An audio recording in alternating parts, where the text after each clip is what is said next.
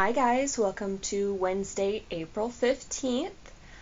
Not much going on today. Well, sort of. I want to give you guys an idea of how to create a thesis statement and use supports to support that thesis statement using the example of Down at the Dinghy, which we've been working on, just to give you an idea of how to use textual examples to support a thesis statement. So we're going to do it in outline format, which I think will be a really great idea because you guys will get to see how outlines will help you form your paper. So this will give you a good outline for it and an outline for your outline, but also a good reference point when you're creating your own outlines. I'll probably give you guys a pre-made template for the outline, but still it will be nice to see me kind of formatting it so you get an idea of what you should be doing and how you should be formatting your paper. We'll go more in depth of formatting papers, continuing on with Down at the Dinghy just to keep in theme, as we work on picking your short stories and how you want to annotate and outline and pick your themes. And once you get to that writing out process, you'll have these videos as reference to do your own work on your short story of your choice, which I will be giving you options, I think 4 or 5 choices on what you can choose for reading for your final paper. Anyways, let's get into this. First, make sure you're doing your LGG silent reading time so that you have enough to write each week for your reading logs. I just want you guys to have enough to say, hey, this is what I've been reading. I haven't just read 2 pages since the last time, I promise.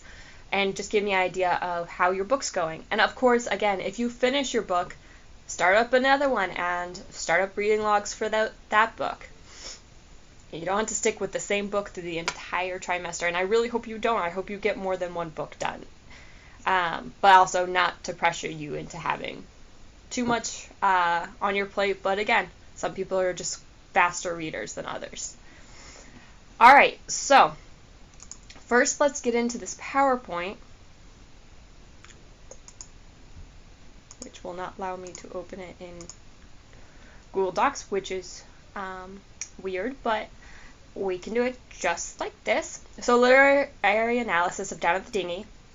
So a lot of these things we went over before, but I wanted to go more in depth with you and just to review what we went over when we were annotating the Down at the Dinghy.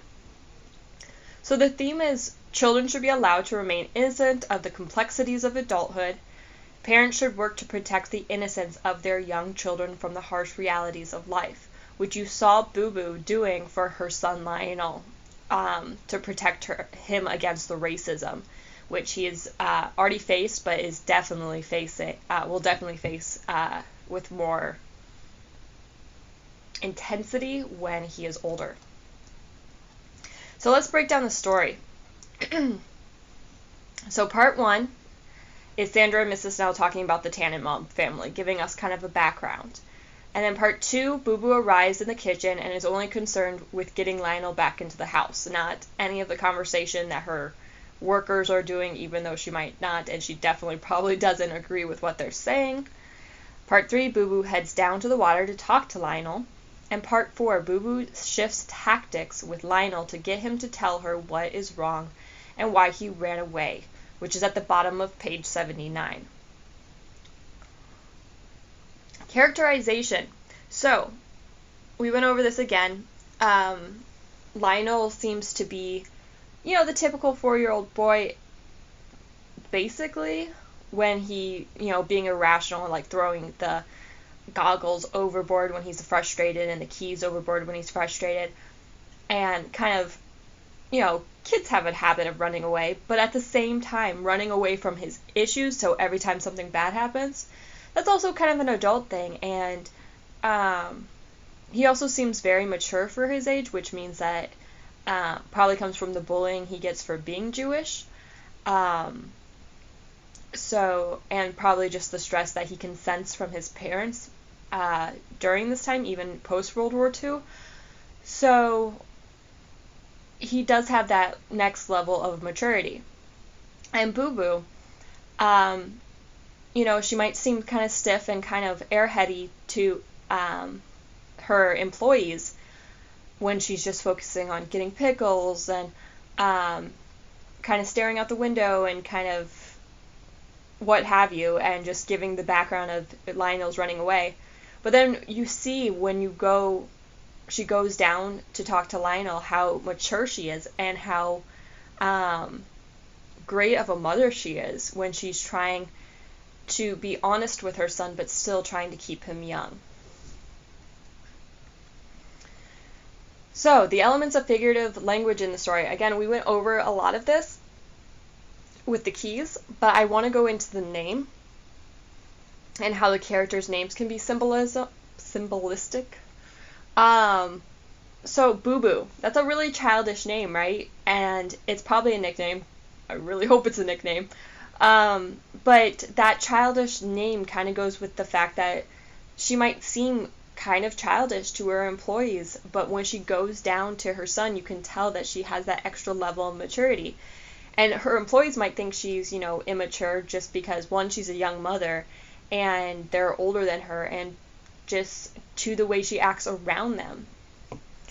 And then Lionel, it stands for Little Lion, which kind of makes sense for his character when you think about it, because he's,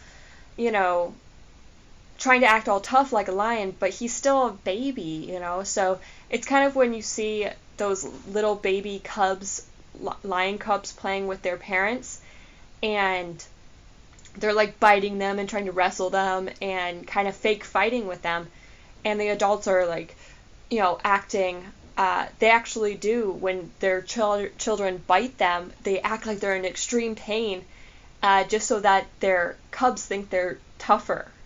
So kind of giving that, oh, you've killed me sort of thing, and it adds to their confidence as lions, and that's a true story. It's a really cool thing in the Lion Kingdom.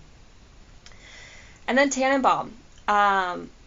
It's a name of a failed Nazi invasion of Switzerland, for one, and then Tannenbaums are Jewish, and this is central to the story, because obviously the Nazi invasion the Nazis were in World War II, and they were anti-Jewish. And then the keys and goggles, which we went over, how they can symbolize keys to the heart, and the keys can also symbolize Lionel wanting to be like his father, because his father has a set of keys too, but these are more keys. And then the goggles see in through murky waters and underwater, and her wanting to see deeper into his heart and wanting to know why he's not feeling the greatest and why he's running away this time. And then the tone, that can kind of get mixed up, because I think I've stated this before, tone can change throughout stories, even short stories. So it kind of starts with a little tense and a little gossipy and kind of backwards, and you kind of, you're kind of a little iffy about the background of the Tannenbaums, not only that, and a little worried about how they can actually take care of their son if their son's constantly running away. But then you get into, the bittersweet idea of the fact that, Lionel has to age so quickly, but his mother is still trying her best to keep him young for as long as possible. And then you want to go into the archetypal relationship. So the mother-child relationship is really strong in this. And then the employee-employer, how Boo Boo, though her employees seem to think she's immature and kind of airhead, like an airhead or whatever, and really young and naive, she's acting as a mature employer, because she knows what these employees are saying and that they're borderline racist, and yet she's still acting mature. She's keeping her head above water, and she's keeping that level of maturity that she could easily just fire them. Goodness knows I probably would, but she doesn't. She's like, you know what? They do their work. They at least try to keep the gossip to the minimum around me and my family, but, what have you. And then allusion. So something that alludes to something else. So Kentucky Babe is an older song that really is a good comparison or allusion to what's going on in the story. So she's like humming or whistling Kentucky Babe. The song, here, let me bring up the lyrics, because I had to bring them up too. So the lyrics: skeeters are hummin' on honeysuckle vine, sleep Kentucky babe. Sandmen are comin' to this little boy of mine, sleep Kentucky babe. So talking about a little boy. Silvery moon am shining in the heavens up above. Bubble link am pining for this little lady love. His little lady love. You is mighty lucky babe of old Kentucky. Close your eyes and sleep. Fly away, Kentucky babe, fly away to rest. Fly away, lay on your pearly head, on your little pearly head, on your mommy's breast. Close your eyes and sleep, Kentucky babe. So again, it's, and then resting, Lionel's this child, if you think of it, this little boy in this song, and he's resting his head on his mother to go to sleep, and it's kind of alluding to the fact that, in sleep you dream, and in dreams you stay pretty innocent, depending on your dreams, especially the dreams of a young child. A lot of times they're innocent, and they're dreaming of being superheroes and flying and bubblegum shaped mountains. I don't know, that was weird. But, they dream of fun things, and in dream they're more innocent, and they can take a break from the hardships of life that may be getting to them. And that's for adults too a lot of times. A lot of times adults dream of happier things as well, and they kind of get to escape.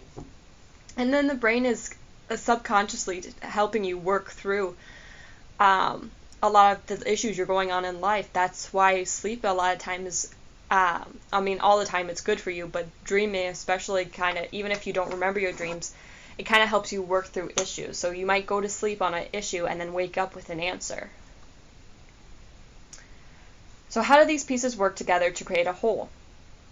So what are the most important aspects that we discussed that bring the story together and help you understand something about the story? So we went over that.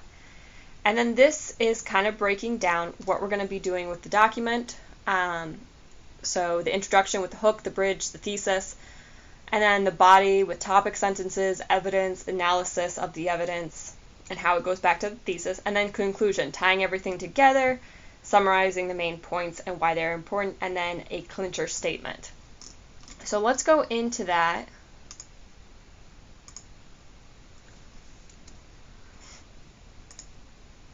I wonder if it's going to let me do this.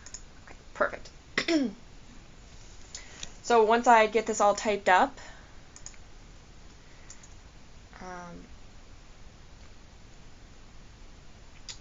thinking of what to title this, you guys will be able to, I'll post this on Google Classroom and also link it on our daily schedule page so that you guys have the solid copy of it. But this video is going to give you a breakdown of how to type it up and even how to do it and what to click, because sometimes using these tools up here is a little difficult. So first things first, I'm actually going to do 12 size font, Times New Roman, and I'm going to title this example outline.